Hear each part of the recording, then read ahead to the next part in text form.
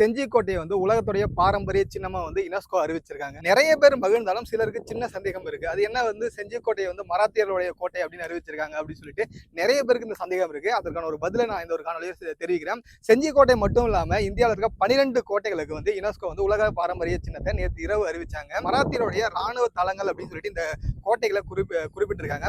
இவ்வளவு பிரம்மாண்டமான செஞ்சி கோட்டையை 12ஆம் நூற்றாண்டுல ஆனந்தகோன் அப்படின்றவர் கட்டினாரு. அதன் பின்பு 17ஆம் நூற்றாண்டோட இறுதி பகுதி மராத்திய மன்னரான சத்ரபதி சிவாஜி செஞ்சி கோட்டையை கைப்பற்றாரு. கைப்பற்றது மட்டும் இல்லாம செஞ்சி கோட்டையோட கட்டமைப்பை பார்த்து வியந்து போய் செஞ்சி கோட்டையை எவராலும் உட்புக முடியாத ஒரு கோட்டை அப்படின்னு வர்ணிக்கிறாரு.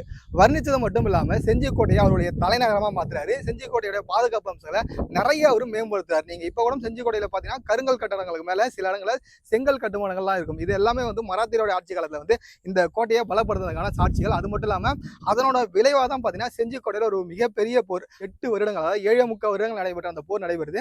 மராத்தியர்களுக்கும் முகலாயர்களுக்கும் இடையே நடைபெற்ற அந்த போர் இப்படி மராத்தியோட மிக முக்கியமான ராணுவ நடவடிக்கையும் ராணுவ தளமா வந்து செஞ்சி கோட்டை செயல்படுறதுனால தான் இந்திய அரசு 12 கோட்டைகளை வந்து உலகத்துடைய பாரம்பரிய சின்னமா அறிவிக்கணும் அப்படின்னு சொல்லி யுனெஸ்கோ கிட்ட கேட்டாங்க. அதன் அடிப்படையில தான் வந்து செஞ்சி கோட்டைக்கு இன்னைக்கு உலகத்தோட பாரம்பரிய சின்னம் அப்படின்ற ஒரு அங்கீகாரம் கிடைச்சிருக்கு. என்னதான் செஞ்சி கோட்டையை மராத்தியோட ராணுவ முக்கியத்துவம் வாய்ந்த ஒரு கோட்டை அப்படின்னு சொல்லி உலக பாரம்பரிய சின்னம் கிடைச்சாலும் இந்த கோட்டையை 800 ஆண்டுகளுக்கு முன்பு 1180 தமிழரான ஆனந்தகோன் அப்படின்றவர் தான் கட்டியிருக்காரு. அது என்னைக்குமே மாறாது. நன்றி, வணக்கம்.